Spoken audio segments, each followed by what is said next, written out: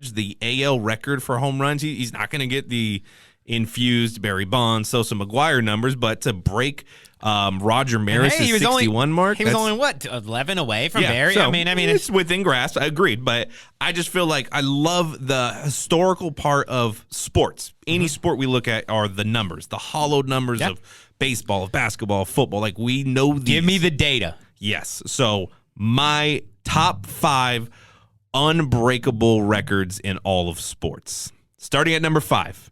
Jerry Rice, career receiving yards. He's nearly 23,000. There's a little shade under 23, so 22,895 career receiving yards. The closest to him from someone that's played recently, Larry Fitz got up to 18,000.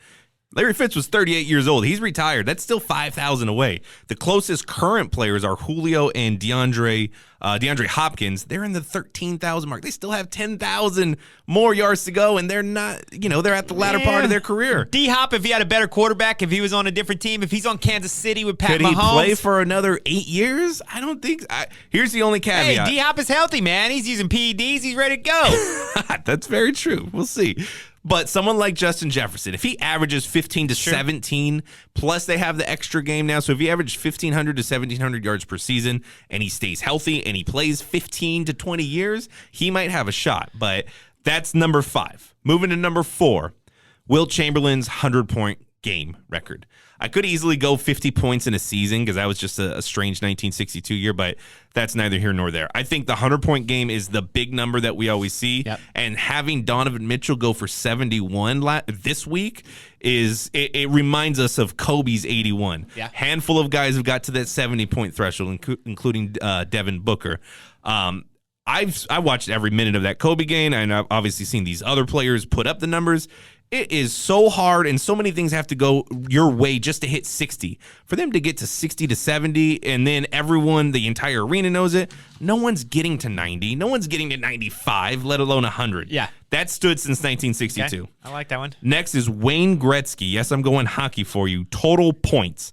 He has 2,800 total points. These are goals and assists. The next closest is at 1,900. So he almost has a 1,000-point mark lead. And any active player, Alexander Ovechkin, he's at 1,400. He's halfway there, and Ovechkin's like 37. Yeah. So no one's touching Wayne Gretzky. He's already played more games than Gretzky. Yeah, and not even close in total points. How about any MLB player to hit 400? Ted Williams will be the last guy to ever do it. 1941. This is over 80 years old. I like that one. And it's just the way baseball is played now. It's Larry Walker might have done it in that damn strike season. True. On the Twins. Larry Walker was close. Fire that year. Tony Gwynn was close. Tony Gwynn was in the 380s one year. And it's just not going to happen, though, the way baseball's played today. Home runs, strikeouts, no one. 330, and you're a Hall of Famer. Yeah, 330, you're the man. Yeah. But real quick, while we're on that topic, you brought up Tony Gwynn. I saw one of the most interesting random facts on like an Instagram post. I think it was by Dugout Mugs. Shout out to Dugout Mugs. I have a few that are really dope. But it was Tony Gwynn faced Greg Maddux, I think, like Pedro Martinez, and Hall of Famers across the board. Like Tom Glavine or somebody. Like a ridiculous lineup of 3 pitchers like 1,100 times in his career or something. Yeah. It was like it was right over the 1,000. How many times did he strike out? 3 times. Yeah. It was insane. I couldn't believe it. Like, it's not an official record, but holy shit, that's really cool. Yeah, so But that's great. 400, that's a good one. I didn't think of that one. Ted Williams, 1941, not going to happen. I like it. The number 1 record, and this could be controversial. You're going to be like, what? That could easily be broken. No other starting quarterback will ever win 7 Super Bowls. I am saying that right now. We were just comparing Tom Brady to That's the most Patrick Mahomes. unbreakable. So you think somebody will it's not going to happen. You think somebody will catch Gretzky before Tom Brady? No, but I don't want to put Gretzky number 1. Because it's hockey, yeah. But, like, Tom, I really don't see how any other like, we were talking about Mahomes. He's been there in the moment. He's played 5 seasons now. He has 1 Super Bowl. Brady had 3 at that stage. He started early. Then he got 3 more later. Those groupings of 3 Super Bowls just do not happen. No. And to see anyone else get it, I really think Tom Brady, he has more Super Bowls than any other franchise in the history of the sport has Super Bowls. Think of it that way. Okay. Good point. Solid list. I knew number 1 would be controversial. I definitely can agree with some. The number 1, I just feel like when you got quarterbacks like Pat Mahomes and things like that, and just like who knows? It's so hard to win a Super Bowl. Just one, let alone hard. 2, 3, 4, let alone 7. It is hard, but who knows? Another coach combo come up, coach quarterback combo come up like Tom Brady. Andy Reid loses. It could happen. Yeah, Andy Reid is a loser. I'll give you that. But I like your list. Guy. I definitely have some common interests, and one of them I have coming in at 5. Your number 5, I feel like receiving yards, the game's changing too much. Agreed. But granted, people aren't playing as long. But Jerry Rice Jerry Rice is the greatest receiver of all time. Right. But we get another freak like Calvin Johnson coming out somewhere that decides to play 10 years. But 8 no, years maybe. Let's say the guy's a gamer and he just wants to play. He has that drive of Jerry Rice. Let's say a Calvin Johnson that gets slept on his whole life, and then he finally hits his stride in college and just wants to prove everybody wrong for the rest of their life. Like he wants to be like Terrell Owens, who's still running 240s out there and would play if somebody would sign him. So a Calvin Johnson body with a Jerry Rice mindset with a T.O. longevity. Yeah, exactly. You just named the greatest formation of a wide receiver ever. It could happen. But my number 5 is Wayne Gretzky, right? Like you said, all-time points leader at 28.57. That's, if you don't know anything about hockey, you get a point for every goal, and you also get a point for every assist. Right. So that's how you get the combined points. So he's got 28.57 of combined goals and assists. Wayne Gretzky, not only was he like the greatest scorer of all time, but he was also the greatest like point guard. So you had the combination of like Chris Paul and Michael Jordan all in one body playing a sport. He really doesn't get enough credit of like the all-time greats. I get it. His nickname is the Great One, but like Wayne Gretzky is so far and above the number 2. The next closest. Player. Jaromir Jagr, who like is my favorite hockey player of all time. I love Jaromir Jagr. He kind of more had that grit to him. You know what? He needed 400 more games, and how close did he get to the great one? He's still 900 plus short. Ridiculous. With 400 more games, and he had an outstanding 1,900 points. Like nobody's even really close to Jaromir Jagr. So it's like it's nuts, Wayne Gretzky's record, and he played in like an era that's still the same as today's hockey. Hockey can't change that much. Right. It's not like the NFL where you can just draw up and say all of a sudden I'm going to go to spread offense and score more. No. Hockey is hockey. You got the rink, you got the plays, and you got to go out and do it. Right. So, like, what Wayne Gretzky did was absolutely amazing. The only one that probably could have been close was probably Mario Lemieux. He's really up there, and he's like I think like 900 games behind him, and he's at like 1,400. So he would still need to double what he did and double his games, and then he would still have played 200 more games than Gretzky. He battled some illnesses through his career, so he missed a lot of his career. So Mario Lemieux might have been the only one with the Stars that had a chance to do it, but now I don't see anybody doing it, so it's almost a sham to have it at number 5 because it is, as I'm talking about it, you can see. It's not as fun to put that one number 1, but pay him homage. I feel like baseball's got a lot of them. I really like your 400 one. I didn't even think of that one. But I'm going with Barry Bonds. Not the one you think of. I'm going with no one else will ever have 500 home runs and 500 stolen bases in a career. Gotcha. I just don't see it. Who's going to catch him? Nobody's going to catch him. The closest one is Trout. He's got 310 homers, 203 stolen bases, but he's got some spinal diagnosis that basically they already said you're not going to play a long career. He's always hurt. And no one steals bases as they did in the past. And with the current injury rate, no one is playing a full season, and then no one steals bases like you said. And honestly, even if injuries weren't there, nothing would happen. Julio Rodriguez is probably the guy that maybe right now that looks like if you had to project somebody's career. But he only in his first year he hit 28 and 25. So he's got a long way to go before he even gets to 200 and 200, let alone 500 and 500. Do that for 20 years, Julio. Do that for 20 years, and now with a pitch clock. You put the pitch clock in there's no easy mark anymore. There always used to be an easy mark because there'd be a slow waiting pitcher and he'd sit there and he'd dingle around and you would get a fix on him and you'd know when you can go. But now with a pitch clock, it's going to be so timed that they're just going to wait till the end of that pitch clock every time, and everything's going to be timed to where the catcher knows it's coming, the base runner knows it's coming, stolen bases are going to be dead. And then you look at it, like who's going to combo that with home runs? Nobody. Yeah. Now here's another common with you. Got Will Chamberlain, 100 points, single game. I feel like that's going to be tough to beat. I feel like it's really going to be tough to beat. Donovan Mitchell kind of put this one at the forefront of my brain when you sent me this prep yesterday.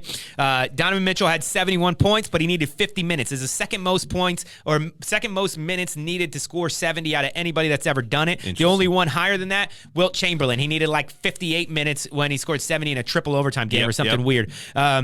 And then the closest was going to be Kobe's 81, right? And you'll hear everybody say, Kobe would have had 100 if he played the whole game. So I dug into it a little bit, right? I went into the stats. I wanted the numbers. He played 41 minutes and 56 seconds. Everybody acts like he missed the whole fourth quarter. That's not true.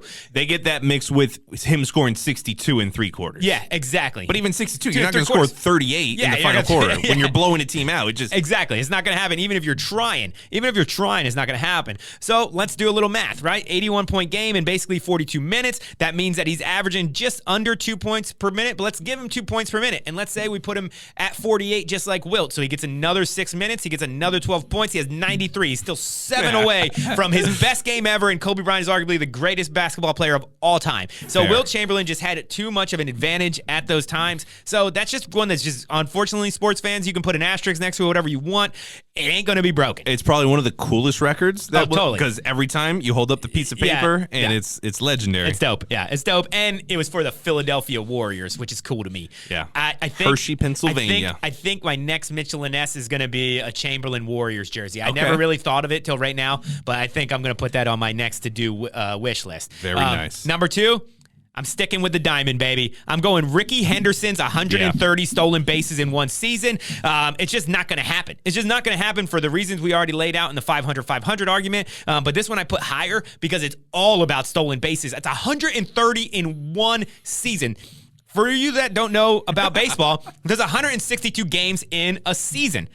That means you need to get on base 130 in a season? 130 in a season. That means you got to get on base 130 times. That's a stretch for almost anybody. Then on top of it, you got to steal a base every damn time you're on there, which isn't going to happen. So that means you really got to get on base like well over plus 200 to steal those. I mean, Ricky Henderson and Vince Coleman would go back at it for like, if you look at all the records in the 80s and early 90s, it was like them too. AL, NL for like a stretch of 8 years is all Ricky Henderson and Vince Coleman. And they're all over the 90s and the hundreds and 90s and the hundreds. And after that, it just disappears. Even my man, Jose Reyes, the best one to get closest 40? to 90. No, he had 78 one year. Oh, shit. He had 78 one year.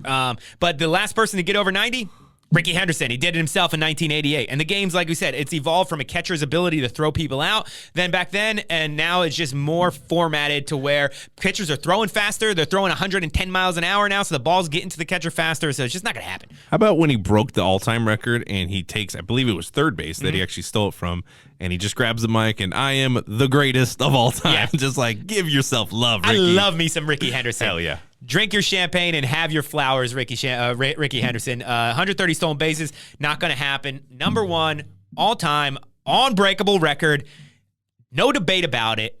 Cal Ripken Jr.'s Iron Man record. All right. I hate watering this list down with a bunch of baseball, but it's just true. It's just true. I was like, I'm only going to pick one because I had like 5 baseballs. Yeah. Like, exactly. It's too hard. It is. Baseball records are ridiculous, and that's because the game is evolving so much. Right. But it's evolving in a way that you won't catch them, where football is evolving in the opposite way, where you're going to catch most records. Yeah. Even defensive records, they didn't keep sacks and a lot of things for a long time. And now defensive players, as there's more offensive plays, there's more defensive plays. So people are going to get more tackles. People are going to get more sacks. People are going to get more interceptions. People are going to get more catches. People are going to get more yards. People are going to get more touchdowns.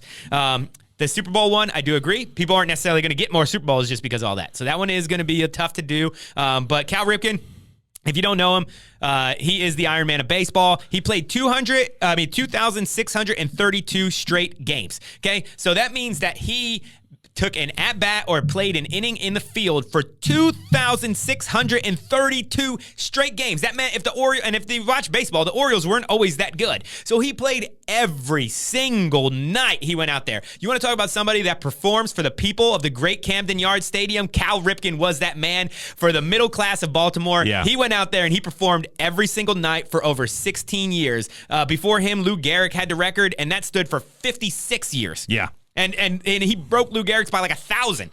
And now in time management and how it's gone across all sports of resting players. Yes. No one's going to catch 16 it. years. It's almost a cheat for me to use that as number one, but it's just an obvious. And the last one of the modern era to even come close, to even get near 50% was Miguel Tejada. And if you're familiar with him, he absolutely crumbled after that. He never played a season of probably more than 40 games. He was using PEDs. He was falling apart. He was all over the place. And he only reached 1,152.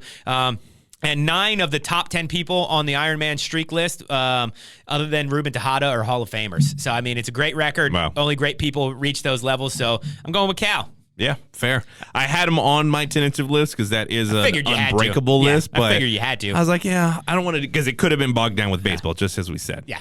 Well, thanks for leaving that one for me, Jeremy. But we ain't going to leave you.